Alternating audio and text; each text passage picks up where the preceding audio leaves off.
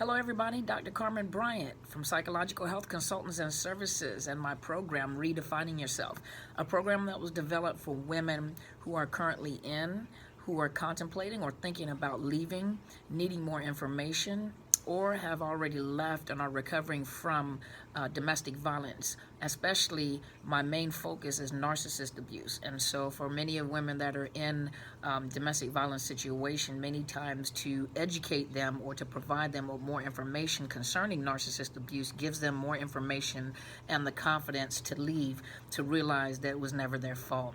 Hopefully you've had a great weekend. Today is my Monday, which is Tuesday, and so I just wanted to come on really quick and talk to you about the narcissist.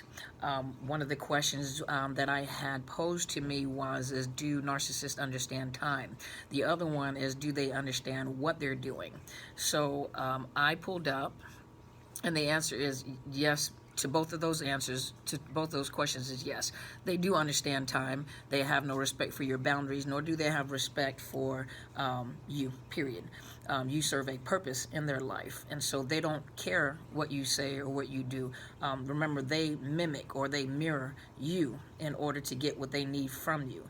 Your no has no relevance to them because they will find a way to manipulate you to get a yes. That includes torment, torture, psychological abuse, whatever means necessary to get what they want out of you. So they have no respect for you as a person. You serve a purpose. And when you stop serving that purpose in their life, you'll see that, and the hardest part is when women leave to ask whether they even cared. No, they cared about themselves. Remember, they have a lack of empathy. They're unable to empathize with other people. In other words, to put their feet in other people's shoes and feel.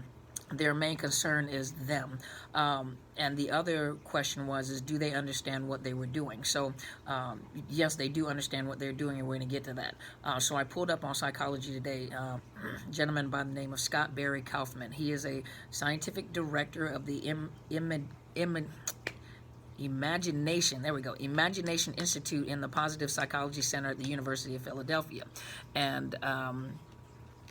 And what he said was, and I agree, let me find it. He said that many researchers have theorized that a lack of self-awareness is a hallmark trait of the narcissist. Now, he said himself, his personal experiences does not support this. And it seems to me as though such people are not only aware of who they are, but they embrace it. I also heard other coaches talk about it. Other coaches talk about the fact that they know that the narcissist knows exactly what they're doing. And even from my personal experiences and in clinical settings, they do know exactly what they're doing. I've had them tell me, I know exactly what I'm doing. All I have to do is say this and she'll do that. Or I always play this game, or I always try to make myself look better than this, and I always elevate myself here. So the very things that we talk about is the very things that they disclose to me. They knew exactly what they were doing. They even said, I play the game all the time. I play people all the time. I'm always trying to get over. I know that if I say this and this and this to a woman, I know all women want now. It's very arrogant what they said. It was like, all I know, all you have to do is tell a woman that they're pretty or give them some compliments, and that just turns them on, So they know exactly what they're doing. Everything that they do is very calculated and thought through. They're thinkers. They think all the time. They think on how to get over on someone. They think on how to control someone. They think on how to manipulate someone, but they're always thinking of how they're going to get their way with that individual person. If you have a good job and you have good finances, they're trying to figure out how to become a part of your finances. You'll notice that they will take credit for your achievements. Once they connect with you, it becomes our money that we made together, and we, but that's something that you built. For example, if you purchase, now keep in mind, I am referring to women because I'm talking to women, but this is the same thing for men. No different, same thing for men. Those of you that, female and male across the board, these are traits. I'm talking to women, but I want you to know this also applies to men dealing with women that are narcissists. And but they have a habit of excuse me, I had something on my foot, but they have a habit of taking credit for your achievements. If you have finances and you purchase a big home, remember they try to connect really quick anyway, but then it becomes our home and our this and our this and our money. And if you really step back and look, how did they contribute to it? Because they spent a lot of time and money trying to get you, and so normally they're running out of finances. They're trying to connect with you to maintain that image. So yes, they do know exactly what they're doing. That's all they ever think about, how they do what they do. So I came across another, let's see. Let me see which one I wanted to address. When it comes, time was the question. The question is, do narcissists understand time? Yes, they understand time. Think about it. You have narcissists from every socioeconomic background, different finances. You have those that are impoverished. You have those that are middle class. You have those that are wealthy. So each one of them are different. Some are educated, some GED, some, high school diploma, technical, but they're very cunning. Very cunning, and they it's almost like they study human behavior. They study you.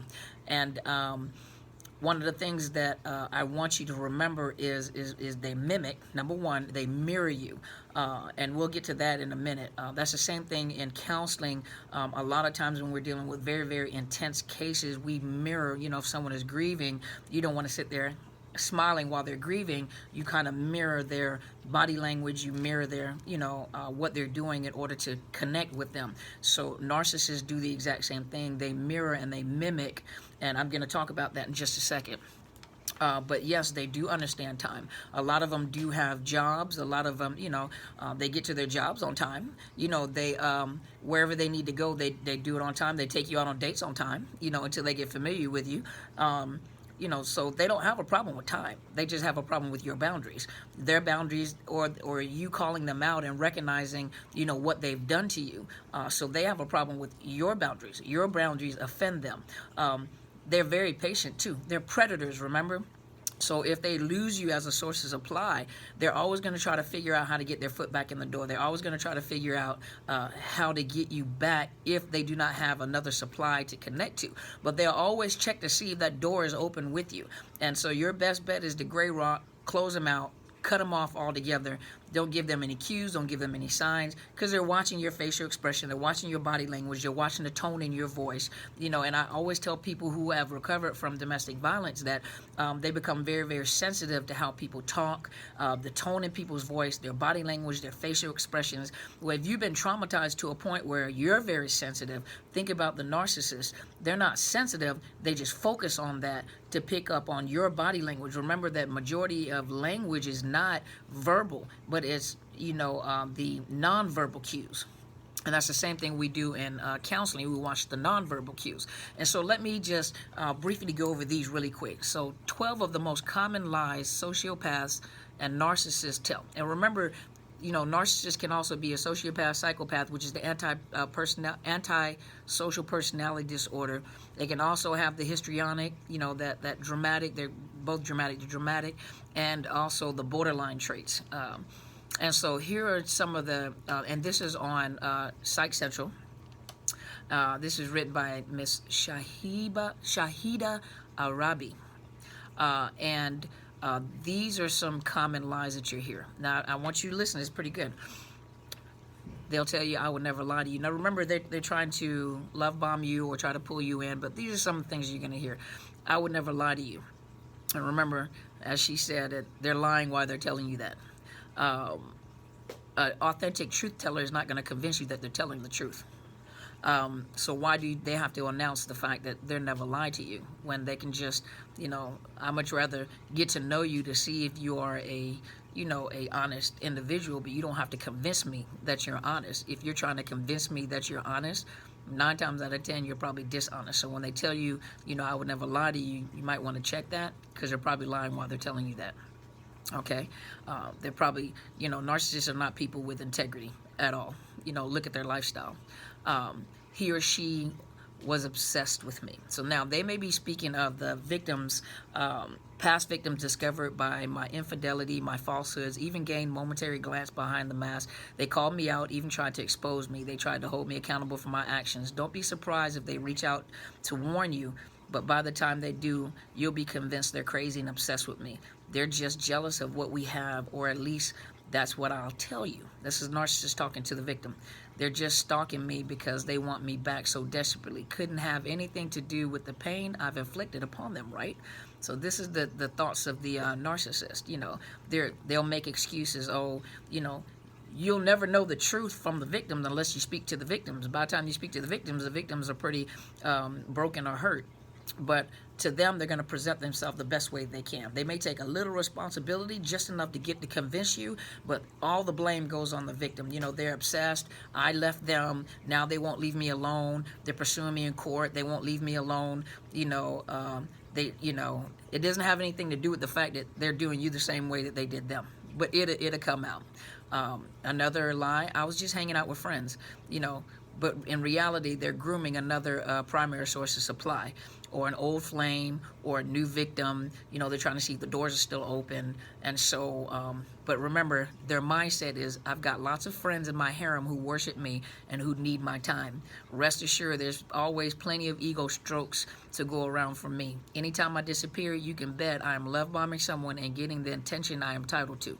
I am just that special. Don't worry, you can be my friend too. This is their thoughts. I am just so busy right now. You're my transitional target. Now, this is their thoughts, not my primary one. Something to keep me satisfied in between my two or more significant others. So I'm so busy either sleeping with another person or love bombing another person, you know, but they'll come up with excuses that, you know, I had to work, I had some business to take care of. You know, they'll create this image in their head to pull you in, but in actuality, they're probably over involved, you know, with someone in the past, or trying to get another source of supply while they're working on you. Another thing they'll tell you while they're trying to pull you in, it's crazy how much we have in common. It's not crazy. This is them. It's not crazy at all. It's perfectly calculated.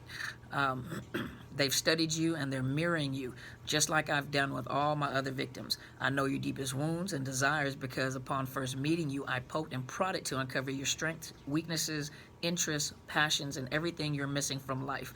Now I'll morph into what you have always wanted in a partner, at least for the time being until I get what I want. Then I'll take the mask off from time to time. Soon you won't be able to recognize the person you first fell in love with. Remember what I told you? They mimic. They're like chameleons. And women, we talk too much. So we tell them exactly what we need them to be, and they'll morph into what we need them to be in order to pull you in and lock you in as a new source of supply or a source of supply.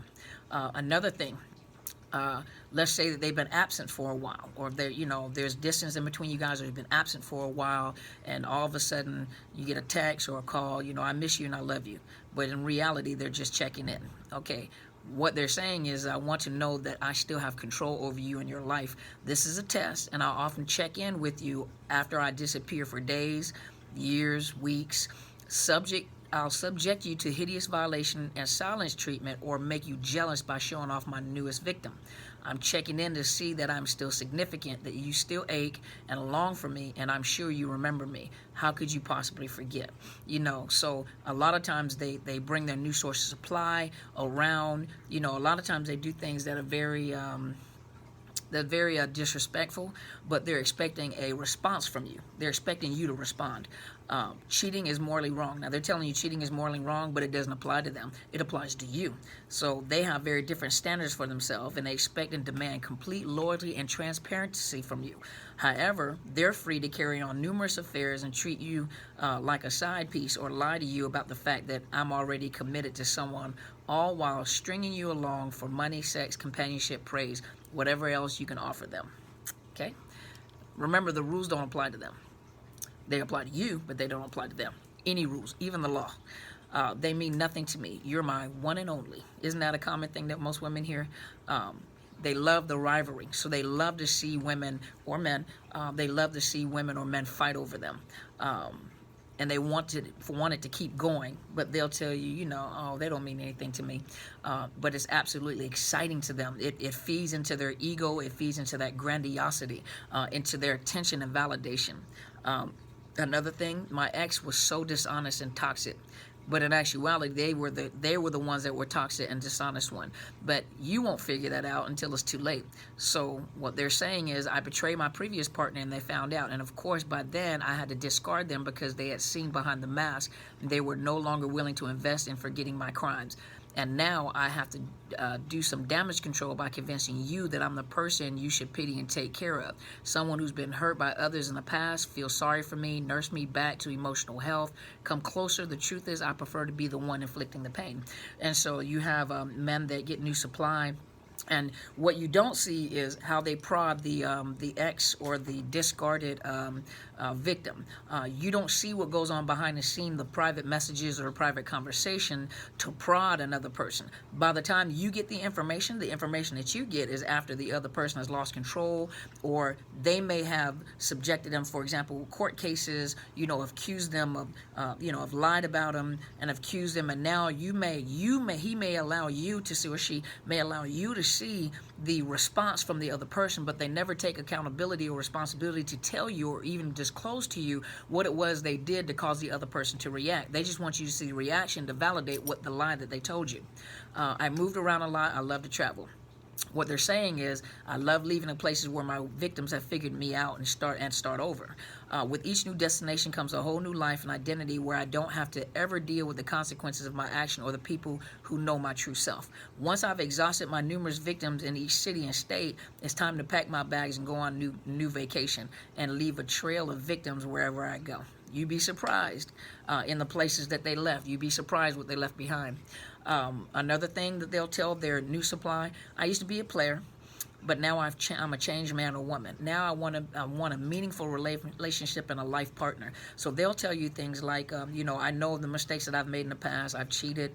I've done wrong. I disrespected my partner. I know that I played a part in tearing that up. But I'm a different person now. I've come to terms with my mistakes, and I come to terms that I had to leave that relationship. This person will never forgive me.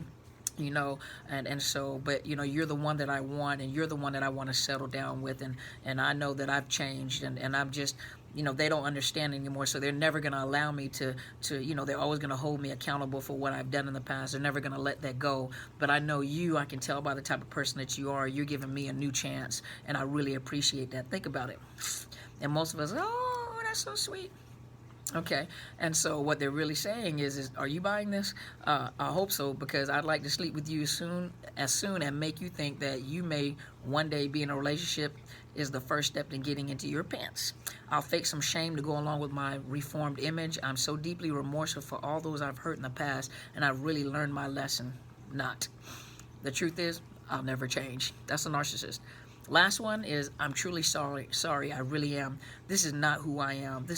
I just made some terrible mistakes, and I was young, I was dumb, I was immature. No one taught me anything. No one ever taught me. I never had a man or a woman in my life to teach me anything. And so, I'm so sorry for my past. I'm almost ashamed of myself, and it's hard for me to go on, But what they're really saying is, this is exactly who I am, and my behavior patterns have tipped you off by now. Sure, I'll apologize from time to time to get these discussions over with and to make you think I really want to change, or that this is a momentary lapse. I hope you're buying it, because if you let me back into your life, you're in when it says one hell of a ride. So this is how a narcissist thinks. This is the mind of a narcissist. And many times we try to rationalize, like, what have I done wrong?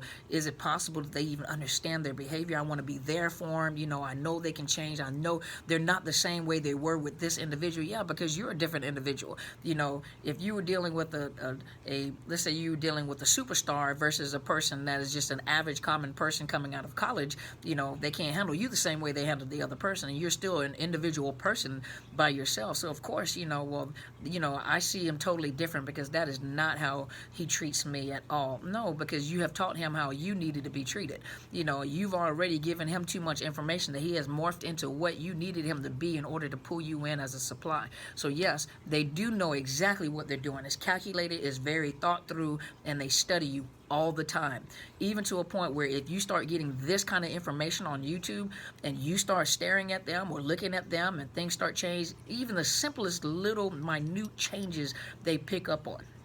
facial expressions, even the way you respond, questions that you start asking, you know, they pick up on everything. And it makes them really, really nervous because they assume that you probably figured them out, that you see they're not going to change.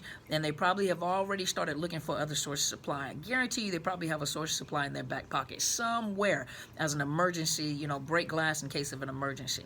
So hopefully this has helped you. I have clients coming in. I wanted to make sure I did a video, you know, after my weekend, and hopefully this has helped you. Please, you know, comment, leave me some comments, give me some feedback, email me. Thank you guys so much for all the emails that you guys are sending me from across the country. I'm so honored. You know, I will talk about it. I talk, you know, from the standpoint of the United States of America and the laws that apply here, but in different countries, I really don't know the laws that apply to domestic violence, abuse, stalking laws.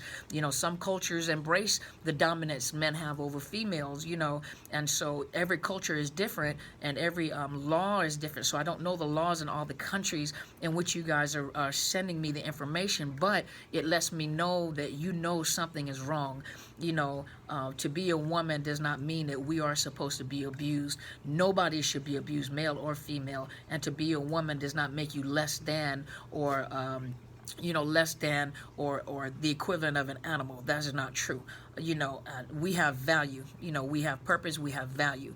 And so, and we bring value. We bring beauty, we bring value, we bring intelligence. We're intelligent people, you know, intelligent women, you know, business women, you know, all sorts of women. And so I just wanted to come on and, you know, like I said, the countries, I'm not familiar with the different country and laws concerning domestic violence and human rights when it comes to, you know, protecting women. But I thank you guys so much. Give me some feedback. You know, those that have contacted me from different countries, give me some feedback and let me know, whether you do it on my email, Dr. Carmen Bryant, DrCarmenBryant @outlook.com.